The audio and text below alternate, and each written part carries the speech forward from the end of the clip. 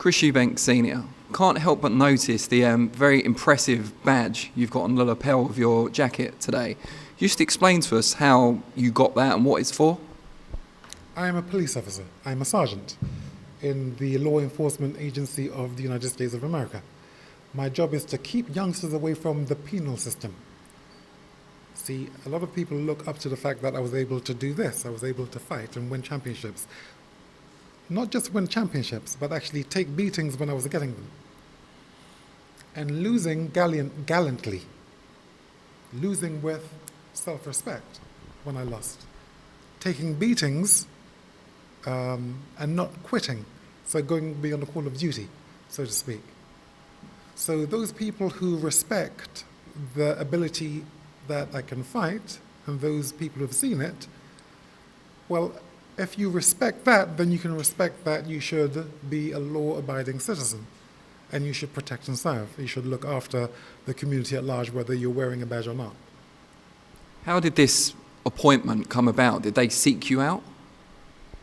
I was having a conversation with the chief of police, and then with the Warriors Code, he asked me, I recited the Warriors Code to him, and he asked me whether I'd talk to his officers on the non-use of deadly force, how to de-escalate situations. And it happened from there. I started giving them lessons. I started then going around to the churches, speaking to the congregations, speaking to all the schools, the universities, colleges, infant schools. And from there, I've been made a sergeant. Wow. Not only a sergeant, but also a deputy marshal, dual distinction, which is, you don't even hear about stuff like this, never mind seeing it. So it's, I'm very lucky. But then it's about karma. If you're always trying to protect the community at large with your language and with your person, then in a way it's no surprise that somehow I ran into the chief of police in the United States, and that he made me a sergeant, and then I was sworn in a court of law, because when I wear the badge, the other badge, which is the Deputy Marshal's badge, you're actually supposed to carry a firearm, which I don't want to get into. Okay. What I am is, I'm like PR. You don't want to go to the penal system. The penal system is, don't go through that. You know, it's easier to actually pick one vocation, stay away from trouble, put your concentration into the one thing. You know, stay away from adolescent behavior, which is criminal, because you end up in jail, period. How do I know? I've been there. I've gone through that whole system. So there you are. So is this an ongoing thing that you'll be doing? Will you be spending more time over in LA and in the US? Louisiana, yeah. Sorry. I saw Not LA on the badge, and Louisiana. it's the state abbreviation, sorry. Yeah. So will you be spending more time in Louisiana as a result? I do. I spend averagely 1 week a month, sometimes a little bit more, but it's fulfilling work, and it's what I do. I mean, as in you heard the conversation earlier, this is all about actually giving back to youngsters. You're coming up, okay? In boxing, if you want to actually be exceptional, then you're going to actually have to be exceptional. You know, you can't do ordinary things, as I was saying before, and expect to get really good results. You're going to get ordinary results if you behave ordinarily. So effectively, talking to youngsters about these principles, it's the same. Doesn't matter what sport, doesn't matter what walk of life. It's the principles or the ingredients are all the same. The prerequisites are always the same. If you want to actually make it in your life, love, respect your parents, integrity, punctuality, dignity, reason, because it obeys itself. Reason. I mean, even if you remember nothing else, reason. The word obeys itself. If you hit me in the head with this mic here, I'm not going to, I promise. If you did, I can't do anything about it, because I'm going to look unreasonable while smashing you about the gym here. Do you understand? Even though you hit me. So in order to keep my dignity, in order to keep my position, I have to say, well, he must have lost his mind momentarily. I can't roll around on the floor with him because he's not in his right frame of mind.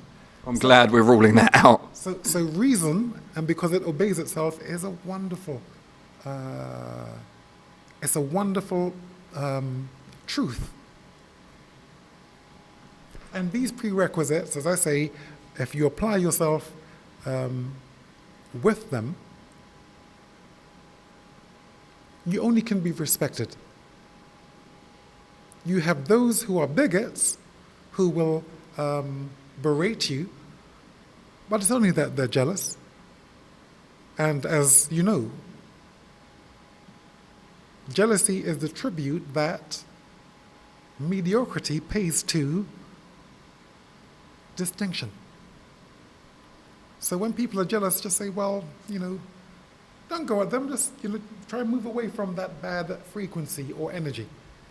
Everything's about energy. Be happy, be buoyant.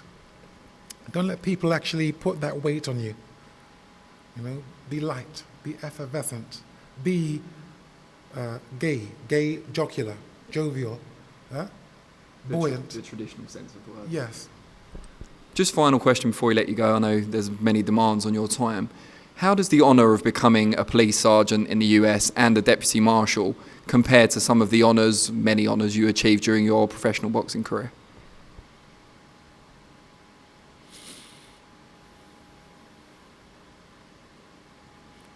To be able to, you got to remember, well, you probably don't know this. A lot of you probably don't know, but I was in Borstals at early 16. Secure units. These are prisons, kids' prisons. So I was a tearaway. I didn't do drugs.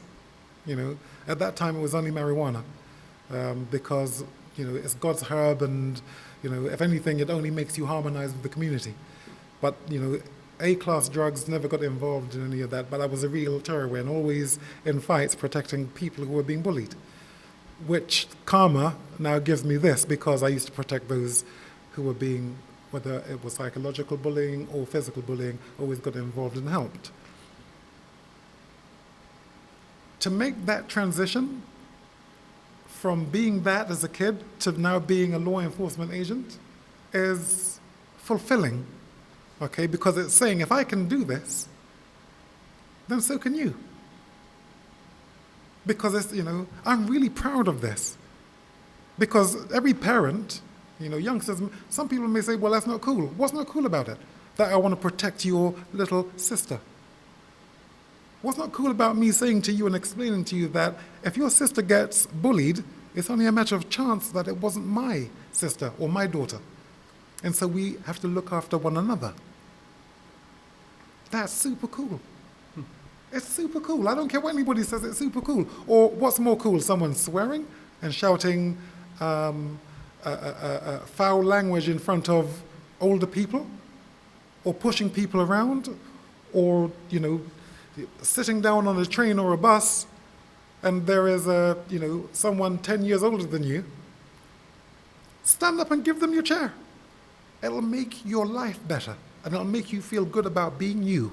It's almost selfish when you help other people, because it's not really for them. In a way, you get a kickback, a rush for doing something that's good.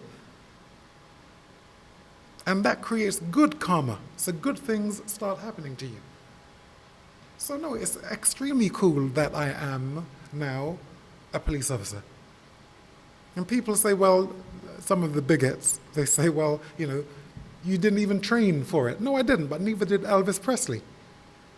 So we're the two who are, because of our celebrities, have been able to actually get into the law enforcement agency for our celebrity, not that we did the work. I take nothing away from the fact that, I wouldn't want to go through what those police go through. I am PR. Oh, it's genuine. I am a sergeant. But I do PR work. Yes, I go out and, I patrol. Am I qualified to do that? No. My thing is going into the corporates, into the universities, into the colleges, into areas where there are youngsters looking to find a way to achieve. And what I speak to them about is the ingredients. And chivalry is always at the top of what I'm trying to get across to them for how you can achieve, chivalry. Be gallant. Do the work. Do not complain about the work. Work ethic is good. Discipline is good. Otherwise, you can't make anything of yourself. You just can't. I had to do it, so if I can do it, then so can you. It's only our society gives us all these things that we think we need, like, the sports cars and the fashions and the plasma TVs. Do we really need them? No. What you need is to actually arm your mind, arm your brains. As I was saying to you before about your vocabulary, about your speech pattern, about practicing, body language, winning people. Okay, we all need each other. So charm works, laugh works, laughing works, smiling works. This here turns people away. Okay, so smile and be buoyant. And if you can be buoyant, even if it's pretend, you'll infect people with the same thing. So I do have to run, and so, it's been a pleasure talking to you. Continue to watch my channel. It is, if nothing else, interesting. Thank you.